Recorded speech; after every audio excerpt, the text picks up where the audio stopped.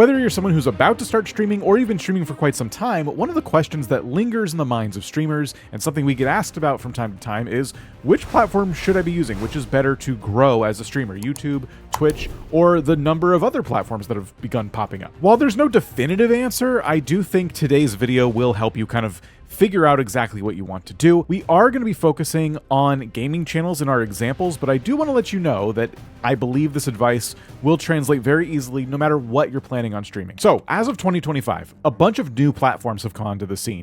You have TikTok and Instagram enabling live streams now. You have platforms like Kick and a whole slew of others. New ones seem to pop up all the time, and I'm not really certain about where they stand in terms of how popular they are, but what I will say is that for this video, it makes the most sense to focus on the big two, Twitch and YouTube, because they are the ones where most of the audience is hanging out. If those other platforms are of more interest to you and you are looking to get a bit more nitty-gritty on those, this isn't quite the video for you, but in most cases, you can multi-stream to many platforms at once, and we'll touch on that here as well.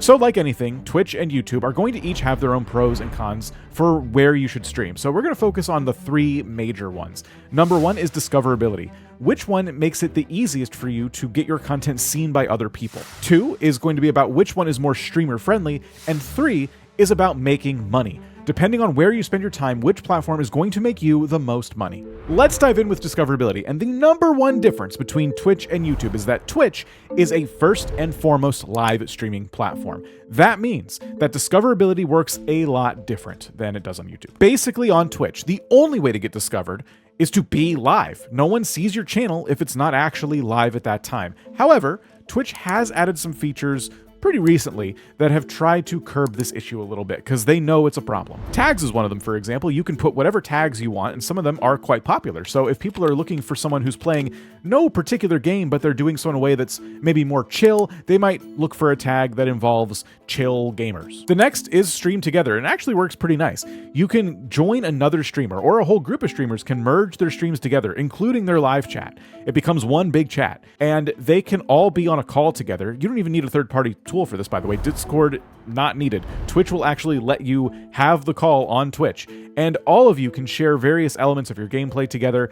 And it's really, really nice for discoverability, especially if you're networking with other streamers. Twitch does something really awesome and lets companies and game studios offer drops during live streams. A drop is basically something that you as a viewer can get if you're watching a streamer and they're happening to play a game that is offering drops at that time. So take, for example, No Man's Sky. Occasionally, No Man's Sky will offer specific drops, and so if you watch a stream for a certain amount of time, the longer you watch, the more stuff you get. Again, this is unique to Twitch, and it offers game studios the ability to give players really unique items, which means it offers streamers the ability to play the game live during the drop period, and this typically does increase their viewership quite significantly. This basically allows a game studio to take one of their games, maybe add a few exclusive items into a drop pool, and it creates a whole event for the entire community around that game. The viewers for these streams go up quite significantly, and I'm sure it doesn't hurt the bottom line for the game studios as well. It's just kind of a win-win all around. And another thing Twitch recently did for discoverability is add a TikTok-like feed for your stream clips. If you stream on Twitch, they have an incredible tool you can use to take your clips from a widescreen format and make them vertical. And it's pretty nice. You can then take your vertical video that you made and add it to this feed where people can essentially swipe through it just like it's TikTok, but from Twitch streamers. By the way, those clips are downloadable, so you can still share them on platforms like TikTok and YouTube Shorts, but for the most part, this is something that can live on Twitch. And so if people are feeling like discovering new streamers, they now have the ability to do that. So posting clips there is advised, but I've heard streamers say this hasn't made like a big impact for them overall. But I think this also speaks to the biggest downside of Twitch is it's that people aren't really thinking of them like a video watching platform. They're thinking of them as a streaming watching platform. You go to Twitch because you want to see someone live. So it remains to be seen just how impactful this will be in the long term for discoverability, but they are trying, and that's worth mentioning. Unfortunately, even with all these positive changes, you might hear the skepticism in my voice when I talk about discoverability on Twitch, because it is notoriously hard, especially if you have zero community backing you up and you're just kind of going cold for the first time. There's no algorithm pushing your stream VODs out to viewers on the platform. It is first and foremost a live platform. In fact, it seems you can't even really have VODs until you hit like a certain tier on Twitch. And to make matters worse, if you were thinking of streaming on Twitch and depending on VODs, as of April 19th, they're actually changing the rules as to how many hours of VOD content you can store on their hard drives. So you won't be able to actually store all of your streams indefinitely anymore starting April 19th, and that could slow you down if this was a strategy you were considering. Most users don't exceed this cap for their previously streamed content, but there is now a cap, and that's worth noting. So even Twitch themselves is making it pretty clear, it seems, that they're not planning on adding any robust discoverability features similar to that of YouTube, which naturally brings me into my points about YouTube as your main streaming platform. According to PC Mag, YouTube is one of the top picks for live streaming and is listed as the best for replacing cable, which indicates that people are tuning into YouTube as their main source of entertainment. This makes sense because YouTube is an app that a lot of people have on their phones just by default, and it comes preloaded on smart TVs.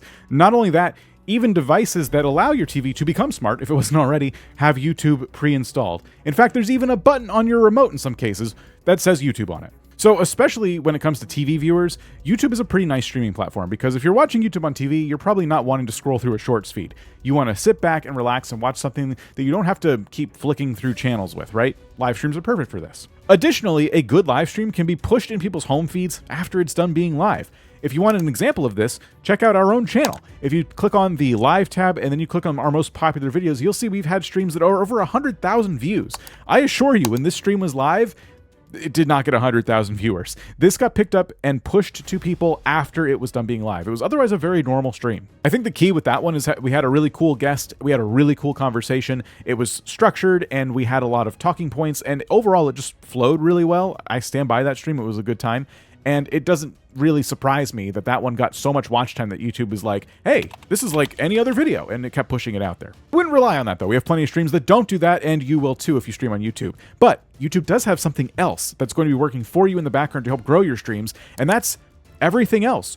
Shorts and long-form videos are always getting pushed out there. And so if you're gaining subscribers from those types of videos, when you go live, your stream is very likely to appear at least once in the home feed of people who are watching your content. Before we move on to the next point, I think your main takeaway here for discoverability is that it's my opinion, and not mine alone, that if you're going to stream on Twitch, you basically need to do something outside of Twitch to start to bring people over to your Twitch channel. And it does work. People will come from TikTok and watch your Twitch stream. I see it all the time when people in chats saying, oh, I found you from your TikToks or your shorts or whatever.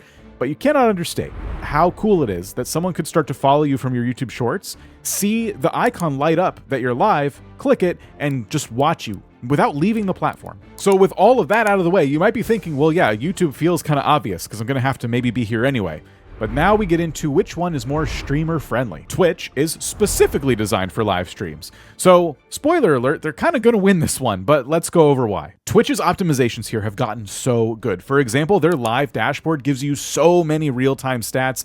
The dashboards that they show you after you're done streaming are also very, very detailed. You can learn a lot about what has been working and what's not when you stream enough on Twitch. Twitch also offers something really unique, and that's a pretty open API. People can make plugins for Twitch, and you can use those plugins to enhance your stream in various ways. There's infinite ways to talk about this, but for example, you could have mini games running at the bottom of your screen while you're live that people can actually play. I don't know if some of you remember Twitch Plays Pokemon, where there was a channel up and people could type in chat, up, down, left, right, and it was all of them collectively playing a game of Pokemon, and they eventually beat the game. Streamers like DugDug, for example, use these features all the time and create some incredible, engaging content that basically requires audience participation to even exist. This is playable. How about this is your guys' screen, and then mine is just sitting here peacefully. So these are features that exist on Twitch that I believe will never exist on YouTube. They are just way more careful about who they share their API with, but streamers have used this to great effect. If they're too confusing for you, you can also completely ignore them. But there's even game studios leveraging these. One of the newest examples of this is a game called 2 Point Museum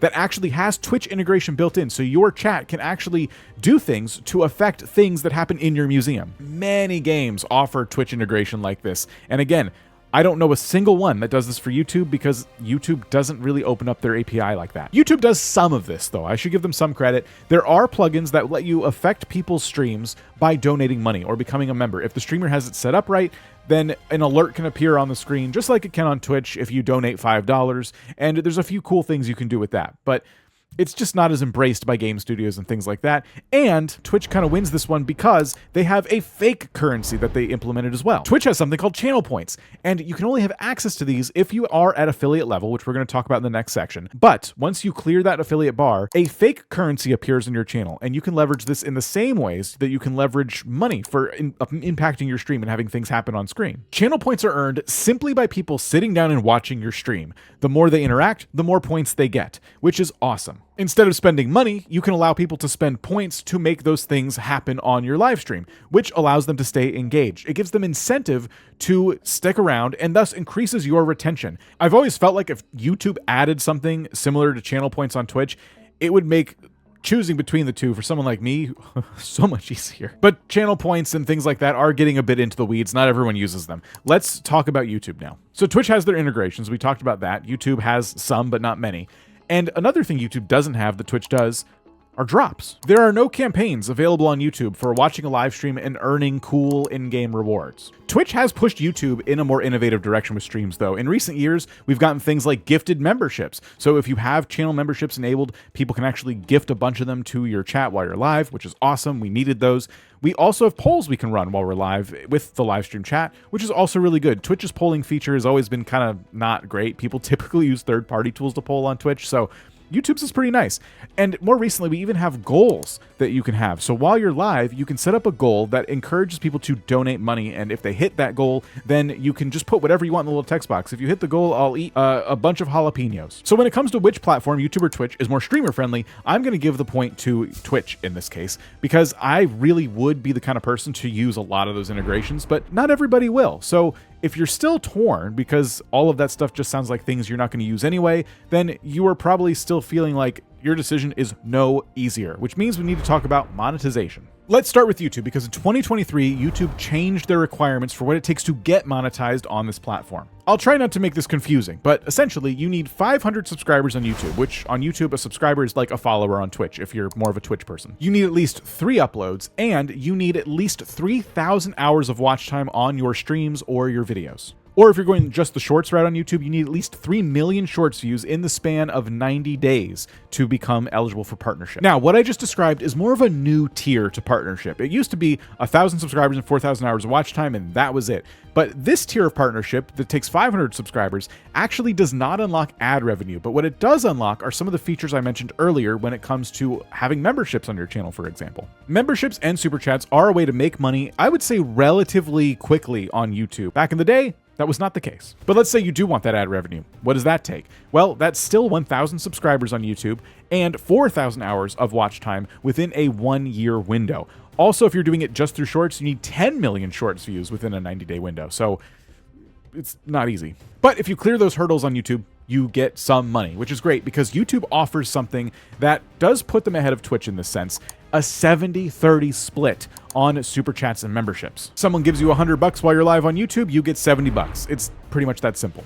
We have a lot of videos on getting monetized on YouTube, so I don't want to go any more in the weeds than I already have, but let's talk about Twitch because they're similar but different when it comes to starting to make money. Becoming a Twitch affiliate is the first bar you have to clear to start making money on the platform, and here's how it works. You need a total of 50 followers, and you need to have streamed at least 8 hours. You also need to have streamed at least 7 different days, and you need to have an average of at least 3 concurrent viewers while you're live. I would say that if you already have a community from somewhere else and you start streaming on Twitch, typically you get affiliate pretty quick. It sounds like within a week. Oh my gosh. I need you to not be on the desk today because I have to record, and I'm getting into some technical stuff, and you're going to distract me. Go do cat things. Thank you. Now that's the affiliate tier, and I would say most streamers who are making money on Twitch are at that tier because getting partner does offer a few more perks, but it's a lot more difficult to get. To become a Twitch partner, you have to earn their Path to Partnership achievement. And then from there, for the past 2 consecutive months prior to your partnership application, you have to have had at least 8 individual streams that meet the minimum requirements of 75 average viewers per a 30-day period. Now, for both affiliates and partners, you get a 50-50 split from Twitch, and this is on subscriptions. So if someone subscribes to your Twitch channel, which on Twitch means they gave you money, then you get half of that. You also earn the ability to get ad revenue and bits, which are Twitch's like currency. You give Twitch real money, they give you this fake money, and you give it to streamers. In the US, bits are worth pennies, so 1 bit is 1 penny. And if you buy $1 worth of bits, you're giving Twitch $1 plus a little bit more, to buy those bits. I don't want to get into any more technicals than that because things fluctuate all the time. Now, if a 50-50 split doesn't sound that appetizing to you compared to YouTube's 70-30 split, I will say that Twitch is trying new programs that do give streamers the ability to get more than a 50-50 split, but you need to qualify for those. And there are also a whole bunch of hoops you have to jump through. And something new that's about to happen on Twitch is that this year, supposedly they're opening up monetization features on day one. So you won't need to qualify to start earning bits and subscriptions. I don't exactly know how that system's going to work yet, but we have an open letter from the CEO showing that, so we'll see how that works. Now, those are just the ways to qualify to begin making money on these platforms, but we haven't even touched on how much money you could stand to actually make. Many streamers would argue that the culture on Twitch is actually more primed to spend money. If you're purely relying on money from people watching your stream, most streamers would say Twitch is the better option. It kind of makes sense. Twitch is owned by Amazon, and it's very easy to link your Amazon account to Twitch. So you can do things like subscribe to a channel, one every month, using your Amazon Prime subscription. Every month you can use it on somebody else. The streamer gets the money from that subscription and it doesn't cost you anything extra. So right there, Amazon is trying to encourage people to get used to subscribing to channels. And once you subscribe to a channel once using your Amazon Prime subscription, you maybe watch a couple more and you're thinking, okay, well, I don't have a Prime subscription anymore, but okay, it's pretty easy. Why not? I would just say that Twitch has become experts at getting people comfortable with spending money on people's streams. When it comes to the ad revenue itself, though, YouTube, it seems, far surpasses Twitch when it comes to money made purely from ads running on streams. This is a bit surprising because as a stream viewer myself, I don't actually see a ton of ads while I'm watching streams on YouTube, but I cannot avoid them when I'm on Twitch and I'm not subbed to a channel. But this does go back to streams being discoverable on YouTube after they're done being live. Those streams get ads on them like any other video, and the people who miss the stream do tend to watch the VODs on YouTube because they're used to watching videos on YouTube. So they see ads, you get that ad revenue. But if you're looking for some more solid numbers on this, Penguin Zero, aka Charlie, who's one of the biggest streamers in general, has shared his numbers, all of them, when it comes to how much he makes on Twitch versus YouTube. And that is where we're getting the proof that YouTube ad revenue can be substantially more than Twitch. Take this for example. This was a very normal, pretty low-key stream. I was just replaying Gears of War, one of the most important games in my life. And you can see my average viewers were 10,000, which is normal. That's a pretty normal stream for me on YouTube. The VOD now has 1.6 million views and has made over $20,000. And of course I was multi-streaming, so I can pull the Twitch data as well here. This exact same stream made $1.4 thousand on Twitch. The difference is substantial. Now, I don't think you're going to make $20,000 of ad revenue if you stream on YouTube because we're looking at one of the biggest streamers that has ever existed. But it cannot be understated that YouTube is way more generous with ad revenue. That's probably why you're here watching this video, because you've been thinking about making YouTube videos for a while, or you currently do. It's time for a bonus section. Let's talk about multi-streaming. Do you need to choose between Twitch or YouTube? Many successful streamers actually stream on both at the same time. However, streaming on two platforms at once can be very resource intensive, or it can be expensive depending on what tools you're using to actually pull that off. So instead of streaming on both at the same time, you could do what Little Simsy does and stream on Twitch and then post those long streams to a YouTube VODs channel where people can go back and enjoy them after the fact. Or you could do what Habakaj Gaming is doing, whose name I don't know if I'm saying correctly, and take your streams and repurpose them after the fact. We also talked previously about repurposing clips on shorts and reels and things like that. Let's talk about multi-streaming a little bit deeper, because if you have good internet and you have the right tools, you can make this happen, and it's kind of a win-win for everybody. It basically allows your viewers to choose for themselves which platform they prefer to spend their time on, and it keeps you from having to beg them to come from one to the other. You can use a tool like Restream, which will repurpose your streams on as many platforms as you'd like. It does cost a little bit of money though. There's a free OBS plugin that I'll link here, and it can be pretty nice for hosting to two places at once as well. Streamlabs also offers this capability, and when we stream here at vidIQ, we use a tool called StreamYard, and that lets us stream to multiple platforms if we'd like to. But we wouldn't really use that or recommend it to play video games, so keep that in mind. With multi-streaming, you get the benefit of having the discoverability on YouTube that you want, and the stream on Twitch with all the cool little features they have as well. There is one big downside, and it could be that both streams seem to not have like a ton of views. Depending on how big you are, it will split your audience to their preferred platforms, but in theory, you should get a total viewership of more people because your stream is now more accessible to more people. So, YouTube or Twitch? The final verdict really comes down to you as a streamer, which I know can be frustrating, but they're both really good platforms. I enjoy multi-streaming when I have the chance because I just get to use so many really cool tools. So that's what I would do if you're really having trouble deciding, but let us know in the comments which one you're leaning towards, and I'm going to leave you with a monetization video because I talked about monetization a lot, and specifically for YouTube, if it's something that you're a bit confused by or more interested in, we talk about it all the time, and so it feels only right to lead you to there next.